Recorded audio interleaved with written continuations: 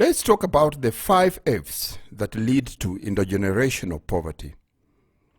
First, let's define what poverty is. Poverty is an economic state where people are experiencing scarcity or the lack of certain commodities that are required for the lives of human beings, like money and material things. Therefore, poverty is a multifaceted concept inclusive of social, economic, and political elements. The word poverty comes from the root French word pauvreté, which means poor. Let's break down the 5 F's. The first one here is feelings.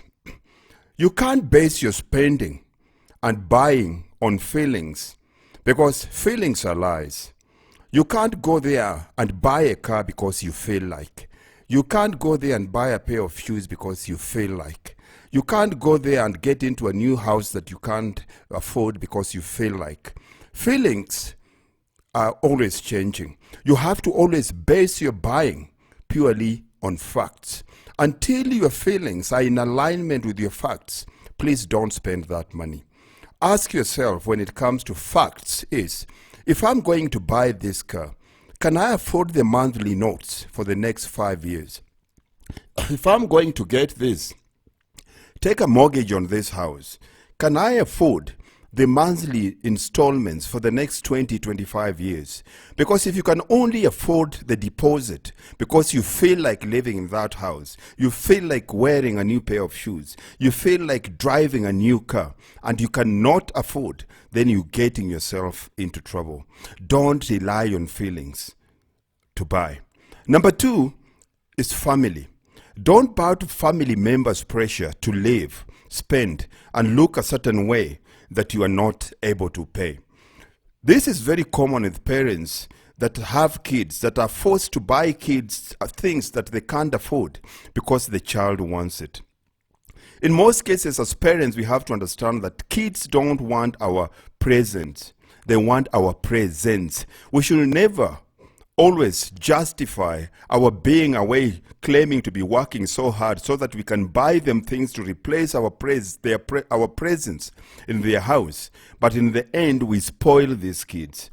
You must constantly have family financial board meeting at least once a month, where everybody has to operate, everybody has to spend, and everybody has to understand working from the same financial script.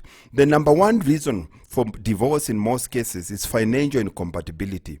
It doesn't work when you have a family joint account where one deposits and the other one withdraws.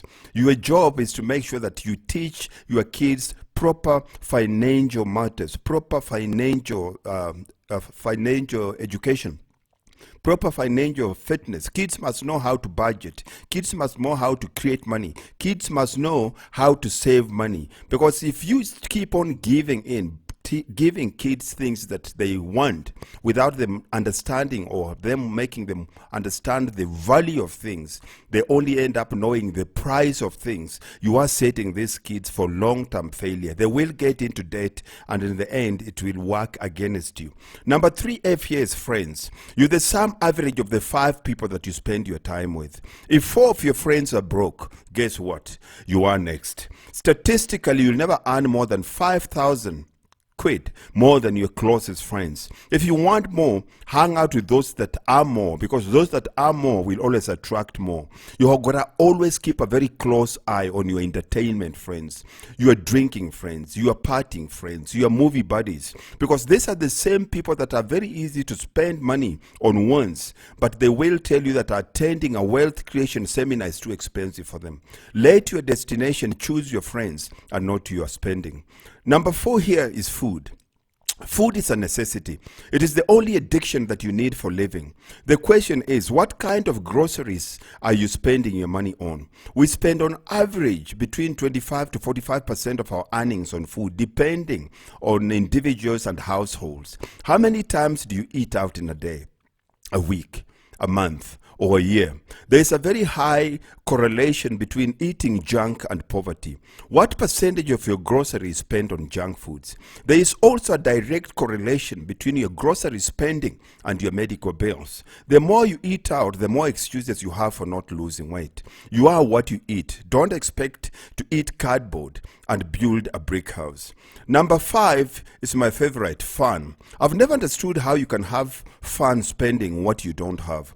I can't really understand how people that are so excited for Friday or end of the month, they go spend their whole week's or their whole month's pay in one evening. How can you be that? This causes what we call situational poverty. You get paid on Friday and by Monday you don't even have no bus fare. Why do you have an expensive iPhone that is worth 10,000 rands, but you always sending out please call me messages? What is more important? Is it the phone or is it airtime? We must always understand that a phone is a tool, it's not a toy. Most of us buy phones for social media and for playing games. A phone is a tool that has to be used to generate money. You have to understand anytime you boot or anytime you put that phone on, you are connected to another 2 billion people in this world. And if you are not selling something, somebody is selling you something. So you either put that phone on as a customer or you become somebody else's customer. It's important for us to understand that you should understand the power of technology in terms of creating wealth, and we also have to understand the importance of money. Money is a very, very good servant, but it is a horrible, horrible master. It's not good when you owe people money, but it's unbelievable when you have money working for you. Let's not spend our money on wants and go around begging for needs. Financial fitness matters. The more you understand about money, the easier your life becomes. Hasta la vista. Au revoir.